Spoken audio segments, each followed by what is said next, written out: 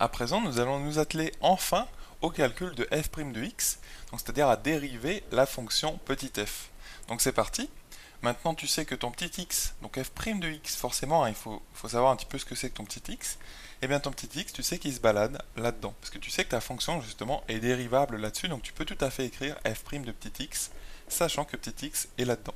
Bon, très bien. Alors maintenant, on va calculer la dérivée en utilisant les règles que tu connais, et surtout en utilisant un algorithme que je t'ai décrit dans une vidéo précédente, et que je t'encourage à aller voir. Donc c'est l'algorithme de dérivation que tu pourras retrouver sur Star en Maths TV, et c'est un algorithme tout simple en 2 étapes que tu peux vraiment appliquer pour dériver sans problème n'importe quelle fonction mathématique. Donc alors comment tu vas faire? Ici, qu'est-ce que tu vois sur la fonction petit f? Est-ce que c'est une somme? Est-ce que c'est un produit de fonction? Est-ce que c'est un quotient? C'est un petit peu la même question, hein, tu te souviens qu'on s'était posé pour savoir si la fonction petit f était dérivable ou pas. Et si oui, sur quel intervalle. Donc là, en fait, ce qu'on voit dans un premier temps, c'est que petit f, c'est une somme de 2 fonctions, la première et la deuxième. Bon, et bien, quand une fonction est une somme de 2 fonctions, pour la dériver, il suffit de dériver chaque terme. Donc dériver la première fonction, celle-ci, et dériver la deuxième. Donc là, finalement, sans le savoir, tu vois, on vient d'appliquer l'algorithme en 2 étapes que je te propose. La première étape, c'est, il s'agit de savoir déjà quelle est l'opération principale que tu fais dans ta fonction. Est-ce que c'est une somme, une différence, un produit, un quotient ou une fonction composée? Donc parmi ces 5 opérations-là. Et ensuite, la deuxième étape, c'est choisir la bonne formule. Donc quand c'est une somme, il suffit de dériver chaque terme. Quand c'est une différence aussi. Quand c'est un produit, c'est u'v plus uv'. Quand c'est un quotient, c'est u'v moins uv' sur v carré. Et quand c'est une fonction composée, donc u rond v, la dérivée c'est u' rond v fois v'. Donc ce sont des petites formules qu'il faut connaître vraiment très bien. Alors là, on va dériver ceci dans un premier temps, 1 sur x plus 1, et là tu réemploies l'algorithme, tu le réappliques. Donc, qu'est-ce que tu remarques là-dessus? Est-ce que c'est un quotient? Est-ce que c'est une différence? Est-ce que c'est une somme? Est-ce que c'est une fonction composée? Bon, c'est un quotient. Et la fonction qu'on a au-dessus, le u, si tu veux, c'est 1, et le v, c'est x plus 1. Donc, finalement, pour dériver ceci, puisque là, en fait, il faut qu'on ait la dérivée de ceci, je vais le mettre comme ceci, donc 1 sur x plus 1 avec un petit prime, donc hop, et derrière, c'est ça qu'on veut, on veut plus, et dans un deuxième temps, derrière, on veut la dérivée de tout ceci, donc ln de x sur x plus 1, hop, et tout ceci prime. D'accord, la dérivée de tout ça, une façon de l'écrire rapidement. Donc, la dérivée de ceci, tu réemploies l'algorithme, ce qu'on vient de dire à l'oral, c'est un quotient, donc tu utilises la formule pour le quotient. Donc, en fait, ça va te donner tout simplement, le u c'est 1, le v c'est x plus 1, donc u'v, u' c'est 0, donc la dérivée de 1 c'est 0, donc 0 fois x plus 1, donc rien du tout, moins uv', donc moins uv', alors u c'est 1, v' c'est la dérivée de x plus 1, donc 1, donc moins 1 fois la dérivée de x plus 1, donc 1, donc tout ça sur v carré, et ton v carré, c'est x plus 1 au carré. Finalement, tu obtiens moins 1 sur x plus 1 au carré. Ça va? Donc voilà pour la dérivée de ce premier terme-là, cette première sous-fonction. Et la dérivée de cette deuxième sous-fonction, pareil, tu réemploies l'algorithme. Qu'est-ce que c'est qu'on fait comme opération dans cette deuxième sous-fonction? C'est pas un quotient. C'est pas le quotient, d'accord, il y en a un, mais il est à l'intérieur de la fonction ln. C'est pas vraiment une somme, mais en fait c'est une fonction composée. La fonction composée, donc ln dans un premier temps, et la fonction à l'intérieur, c'est x sur x plus 1. Et la dérivée d'une fonction composée, enfin la formule pour dériver une fonction composée, donc imaginons qu'il y a une fonction composée qui se note comme ça, u rond v, donc le rond ça veut dire u de v de x, si tu veux, c'est-à-dire comme si le v était à l'intérieur de u, donc comme si x sur x plus 1 était à l'intérieur du ln, ce qu'on a ici, et bien la dérivée de ça, donc je vais mettre tout ça entre parenthèses prime, c'est égal, alors c'est une formule que je t'encourage vivement à connaître parce qu'elle te permet de retrouver plein d'autres formules.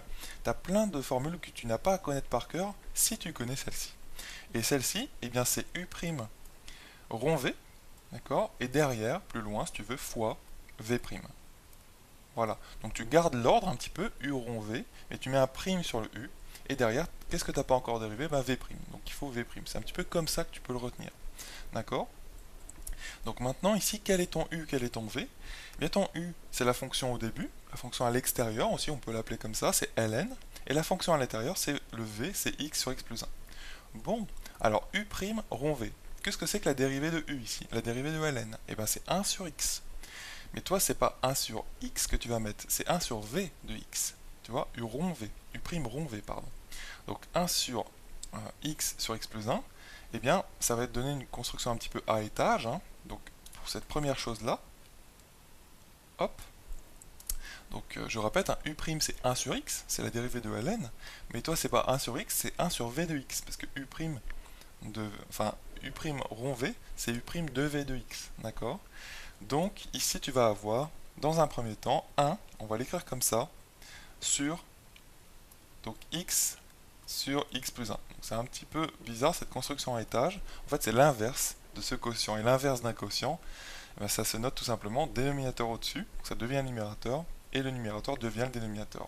Donc en fait, tout ceci, plutôt que de l'écrire comme ça, j'aurais dû l'écrire directement, c'est en fait x plus 1 sur x. Ça va? Et ensuite, fois la dérivée de ce qui est à l'intérieur, c'est-à-dire la dérivée de v, donc la dérivée de x sur x plus 1. Et qu'est-ce que c'est? Là, tu réappliques l'algorithme, puisque tu dois dériver ceci, et c'est un quotient. Donc, un quotient, c'est u'v moins uv' sur v carré. Ça va? Tu commences à comprendre hein, comment on applique cet algorithme. Donc là, tu mets le fois de la formule, hop, la dérivée de v, donc u'v.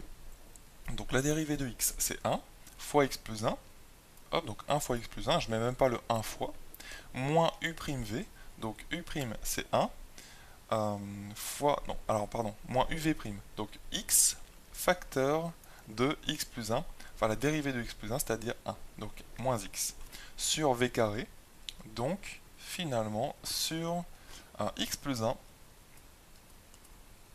le tout au carré.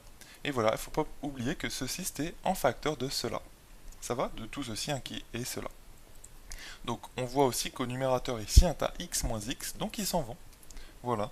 Donc en fait, peut-être que tu pressens qu'il va y avoir une simplification parce qu'on a un même dénominateur qui est x plus 1, le tout au carré. Bon, on va voir un petit peu comment ça se passe.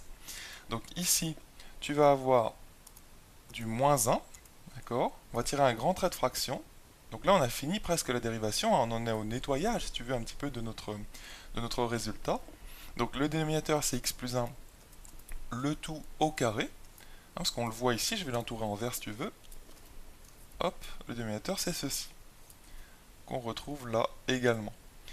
Et donc, qu'est-ce que tu vas obtenir? Tu vas obtenir donc x plus 1 sur x, donc facteur de 1, d'accord? Donc en fait, plutôt que de faire ça, en fait ce qu'on va faire, c'est qu'on va multiplier ici, comme dénominateur commun, en fait on va pas avoir x plus 1 au carré, on va avoir x facteur de x plus 1 au carré. Parce que quand tu multiplies ces deux choses-là, hein, x plus 1 sur x facteur de 1 sur x plus 1 le tout au carré, tu vas obtenir donc x plus 1 au-dessus sur x facteur de x plus 1 au carré. Donc là, on va multiplier haut et bas par x, la première fraction.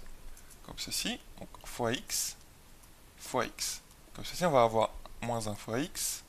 Et ici, bien sûr, on va avoir notre dénominateur commun qui est, on va mettre là le x par exemple, x. Et donc, ici, nous allons obtenir donc x plus 1 qui était au numérateur. Tu vois, hein, je vais l'entourer si tu veux, je vais entourer les numérateurs. Quand tu as un produit de deux fractions, bien sûr, il faut multiplier les numérateurs entre eux et les dénominateurs entre eux. Donc c'est pour ça, hein, tu as x plus 1 fois 1, et ici, au dénominateur, x facteur de x plus 1 carré. D'accord? Donc, tu vas obtenir x plus 1 fois 1, c'est plus x plus 1, tout simplement. Et donc là, tu obtiens, donc ça se simplifie un petit peu, donc les x s'en vont, tout simplement, parce que tu as moins x, moins 1 fois x, c'est moins x, plus x, donc ici, tu obtiens 0, plus 1.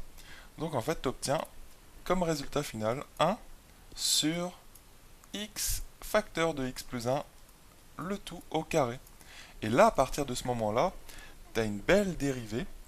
Tu vois, il ne fallait pas s'arrêter là, hein, juste quand tu avais calculé la dérivée de chacune des sous-fonctions hein, dans ta somme. En fait, il vaut mieux toujours essayer de mettre une dérivée sous la forme d'un produit ou d'un quotient. D'accord? C'est très très intéressant. Pourquoi? Parce que ça te permet d'obtenir le signe facilement de ta dérivée.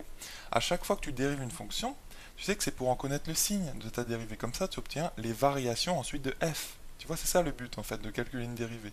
Une dérivée, ça sert à rien d'autre que d'avoir les variations de ta fonction petit f. Et comment les obtenir? En étudiant le signe de f', tu vois. Donc obtenir le signe de f', c'est beaucoup plus simple quand f' est sous forme d'un quotient ou d'un produit, plutôt que d'une somme. Ça c'est clair. Donc ici, tu as quasiment directement le signe, parce que tu as x plus 1 au carré, c'est positif, 1 c'est positif, et x, ça dépend, c'est parfois négatif quand x est négatif, et c'est positif quand x est positif, tout simplement. Donc en fait, f' de x a directement son signe, on pourrait continuer l'étude de fonctions comme ceci, c'est-à-dire que c'est négatif quand x est inférieur strictement à 0, parce que là il ne faut pas que x soit égal à 0, hein, et c'est supérieur ou égal à 0, f' de x, quand x est positif, tout simplement. Parce que finalement, le signe de f' de x, c'est le signe de x. Et donc finalement, ta fonction f, c'est ça que tu déduirais pour avoir le tableau des variations, eh bien elle est décroissante quand x est négatif, strictement, et elle est croissante quand x est positif. Donc bien sûr, hein, il faut quand même se ramener à l'ensemble de définitions de f. Hein. Donc en fait, c'est quand x est inférieur à moins 1 que la fonction est décroissante, et quand x est supérieur à 0, cette partie-là, f est croissante. Voilà pour ce petit sujet que j'ai modifié un petit peu. Je me suis inspiré en fait du sujet 2012 du bac. Je l'ai modifié un tout petit peu, mais vraiment pas beaucoup, hein, c'est juste sur l'ensemble de définitions. Et voilà comment tu peux étudier une fonction. Donc c'est un sujet vraiment, à mon avis, classique, qu'il s'agit de comprendre et de savoir refaire par la suite.